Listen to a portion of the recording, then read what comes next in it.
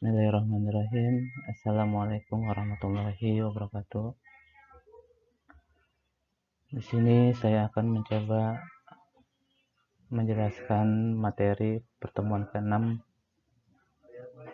dari mata kuliah data mining tentang review dan dataset. Sebelumnya saya akan memperkenalkan, nama saya Rafudin, NIM 3121105886, kelas TI 21B1. Data informasi pengetahuan kebijakan. Di sini ada gambar piramida. Yang pertama ada data, kemudian informasi pengetahuan kebijakan. Data absensi pegawai. Kemudian informasi rekap kehadiran pegawai, pola kebiasaan datang dan pulang pegawai, kebijakan penataan jam kerja pegawai,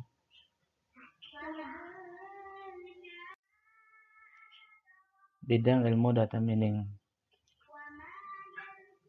Data mining terdiri dari beberapa bidang ilmu. Pertama, statistik, diantaranya computing algorithm, database teknologi, machine learning, dan pattern recognition.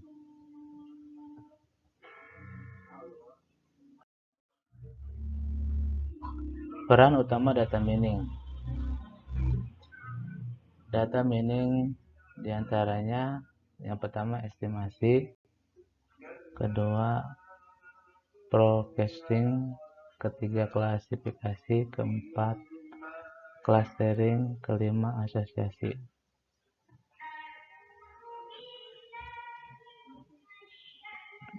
Peran utama data mining nanti saya jelaskan penjelasan estimasi, forecasting, klasifikasi, clustering sampai asosiasi. Tipe data.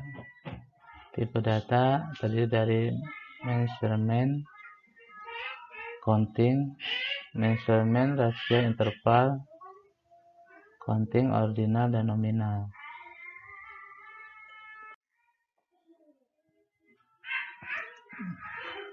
Di sini ada tabel tipe data, deskripsi, contoh, operasi. Tipe data, rasio, interval jarak, ordinal, dan nominal label.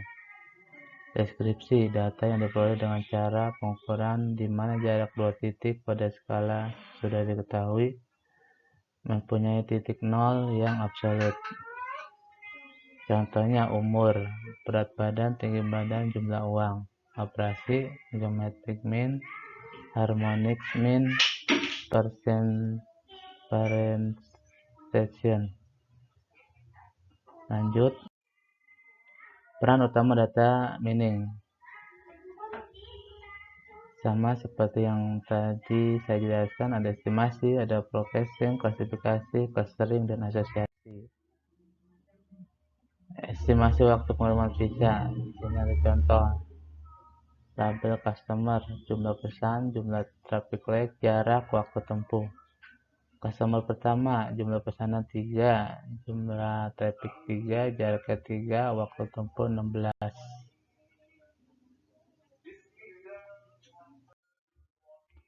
Estimasi performasi CPU.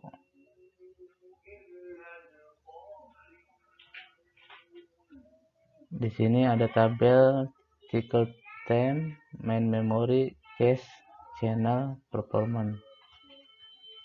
Contoh yang pertama, single time-nya 125, main memorinya 256 6000, cache-nya 256, CMIN 16, CMX 128, PRV-nya 198.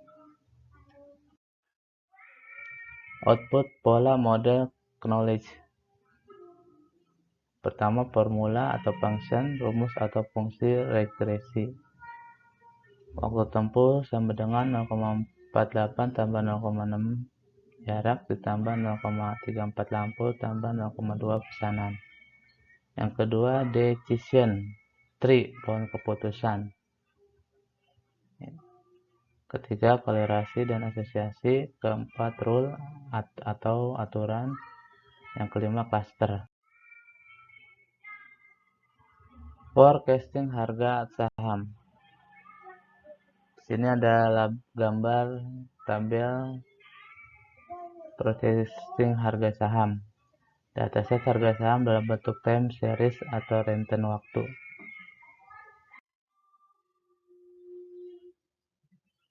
Contoh grafik atau pengetahuan berupa rumus neuron jaringan, prediction atau plot.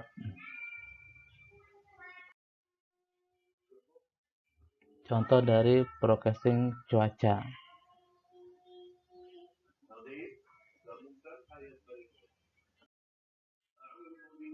Ini contoh dari exchange rate forecasting. Kita bisa menganalisa data dari contoh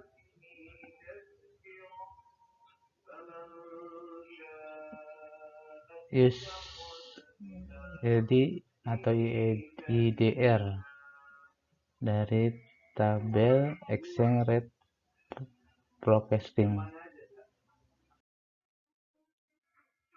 Ada contoh gambar inflasi rate forecasting.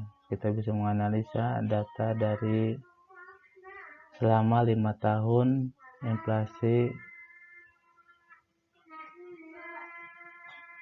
dari Januari 2002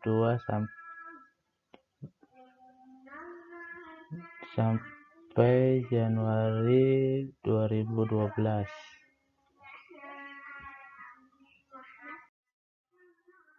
Selanjutnya ada contoh klasifikasi kelulusan mahasiswa. Di sini ada tabel dari klasifikasi kelulusan mahasiswa, NIM, gender, nilai UN, asal sekolah, IPS 1 sampai IPS 4, lulus tepat waktu. Nanti kita bisa menganalisa data, misalkan kita ambil dari NIM 10001 gender laki, nilai UN 28, asal sekolah Seman 2, nilai IPS 1 3,3, 3,6, 2,89, 2,9, keterangannya ya lulus berarti.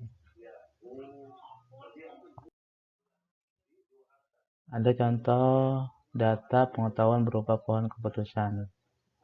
Status mahasiswa yang bekerja maupun mahasiswa. Nanti kita bisa menganalisa data bekerja sama data mahasiswa. Nanti dari yang bekerja tepat waktu atau terlambat, sedangkan yang mahasiswa bisa tepat atau terlambat. Kemudian contoh rekomendasi main globe. Ada input,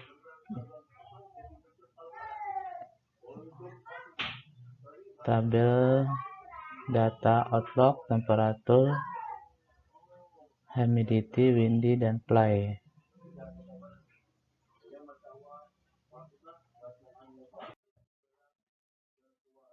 Kemudian contoh rekomendasi main globe. Output,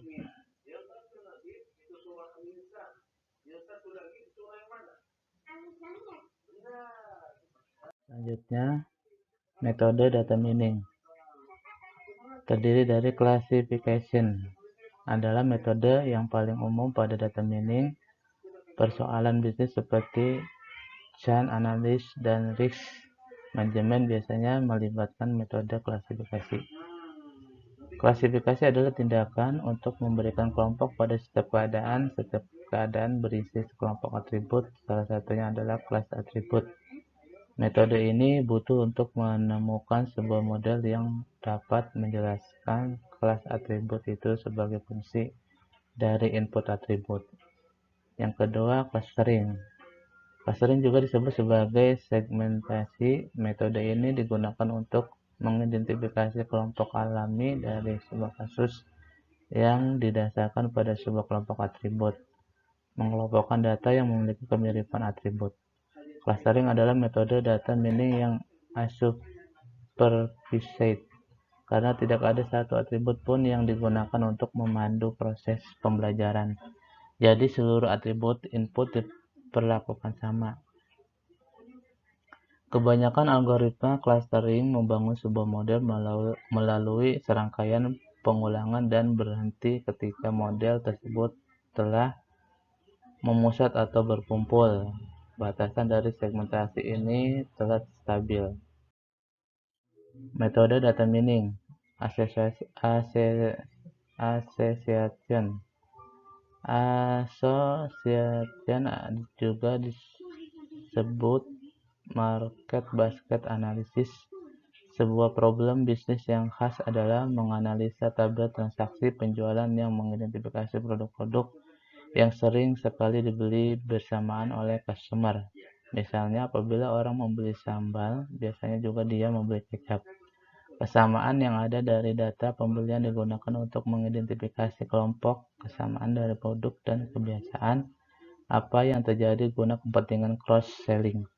Dalam istilah association, setiap item dipertimbangkan sebagai informasi. Metode association memiliki dua tujuan. Yang pertama, untuk mencari produk apa yang biasanya terjual bersamaan. Yang kedua, untuk mencari tahu apa aturan yang menyebabkan kesamaan tersebut. Yang selanjutnya, regression. Metode regression mirip dengan metode classification. Yang membedakan adalah metode regression tidak bisa mencari pola yang dijabarkan sebagai kelas. Metode regression bertujuan untuk mencari pola dan menentukan sebuah nilai numerik. Sebuah teknik linear line fitting sederhana adalah sebuah contoh regression di mana hasilnya adalah sebuah fungsi untuk menentukan hasil yang berdasarkan nilai dari input. Bentuk yang lebih canggih dari regression sudah mendukung input berupa kategori, jadi tidak hanya input berupa numerik. Teknik paling populer yang digunakan untuk regression adalah linear regression dan logistic regression. Teknik lain yang didukung oleh SQL Server Data Mining adalah regression trees, bagian dari algoritma Microsoft Decision Trees dan Neural Network. Regression digunakan untuk memecahkan banyak problem bisnis, contohnya untuk memperkirakan metode distribusi, kapasitas distribusi, musim, dan untuk memperkirakan kecepatan angin berdasarkan temperatur, tekanan udara, dan kelembapan.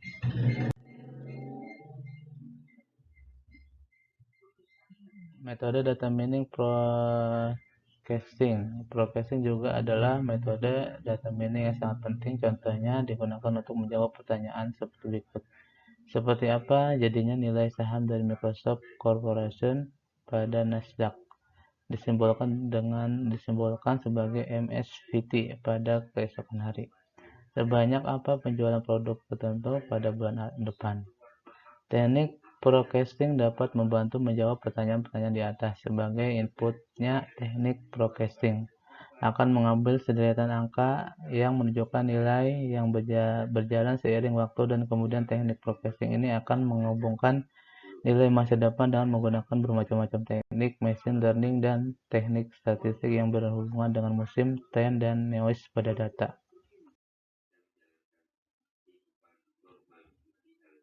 Keempat, clustering bunga iris. Di sini ada tabel data clustering bunga iris.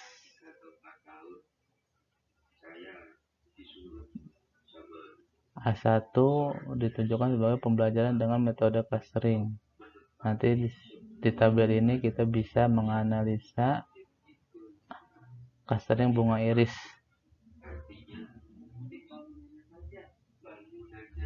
dari kolom row nomor ID A1, A2, A3, A4 sampai baris 1 sampai 11. Selanjutnya pengetahuan model berupa cluster. Clustering jenis pelanggan. Di sini ada gambar dari leading edge software.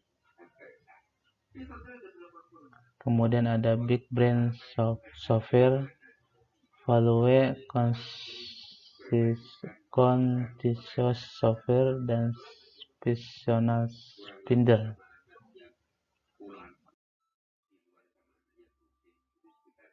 Selanjutnya ada clustering sentimen warga. Dari contoh gambar atau tabel yang bisa kita analisa atau kita bisa ambil dari website. Di sini ada data clustering sentimen warga. Kita bisa lihat grafik atau sentimen, kemudian topik sampai tweet. Nah, di sini ada diagram atau grafik yang menggambarkan warna biru dan hijau. Kita bisa mengetahui seberapa data sentimen warga yang kita bisa analisa atau kita bisa ambil data. Misalkan di sini ada gambar dari emotion hijau, merah, dan kuning. Nanti kita bisa menghasilkan data dari sentimen warga. Selanjutnya ada aturan asosiasi pembelian barang. Di sini ada contoh tabel asosiasi pembelian barang. Ada gula, kopi, aqua, sampai dengan boneka. Dari data tersebut yang kita ambil, kita bisa mengambil atau menganalisa seberapa banyak yang membelanjakan dari pembelian barang yang ada di data set ini. Selanjutnya ada pengetahuan berupa aturan asosiasi. Selanjutnya ada heating oil consumption, kolerasi antara jumlah konsumsi minyak pemanas dengan faktor-faktor di bawah. Pertama ada insulation, ketebalan insulasi rumah. Yang kedua temperatur, suhu udara sekitar rumah. Heating oil, jumlah konsumsi minyak per tahun per rumah. Keempat, number of occupant, jumlah penghuni rumah. Yang kelima, average age, rata-rata umur penghuni rumah. Yang keenam, home size, ukuran rumah.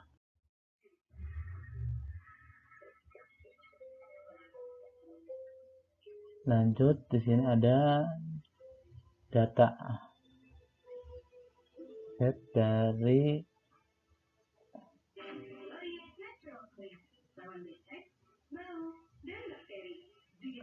temperatur, APGS, home size, number occupant.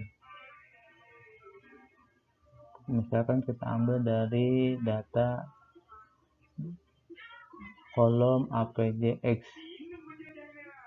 Nah, nanti kita bisa mengetahui hasil data yang dilingkarin pada tabel yang kita buat. Kita bisa mengambil dari data-data website BPJS, BPS, atau data-data yang lainnya. Selanjutnya kolerasi 4 variabel terhadap konsumsi minyak. Di antara ada jumlah penghuni rumah, rata-rata umur, ketebalan insulasi rumah, dan temperatur. CRIPS atau GM terdiri dari business understanding, data preparation, modeling, evaluation, dan deployment. Himpunan data atau dataset. Atribut adalah faktor atau parameter yang menyebabkan kelas label terjadi. Jenis data ada dua, private dan public. Kita bisa menganalisa dari dua data set ini, ada private dan public. Kita harus mengetahui data private itu apa dan public itu apa. Kalau data private berarti data privasi yang tidak boleh kita publish, sedangkan kalau public kita bisa mempublish data yang bisa diketahui oleh masyarakat luas. Yang ketiga, private dataset dapat diambil dari organisasi yang kita jadikan objek penelitian, bank, rumah sakit, industri, pabrik, perusahaan jasa. Selanjutnya, di sini ada website atau data kita ambil dari UCI, Public Dataset Uji Repository. Di sini ada dataset dari gambar machine learning repository.